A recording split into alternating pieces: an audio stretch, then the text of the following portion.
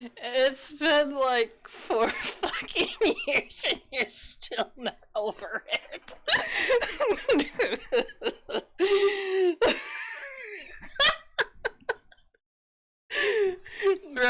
bruh, I'm sorry you feel insecure that you need to bring this up over and over and over again.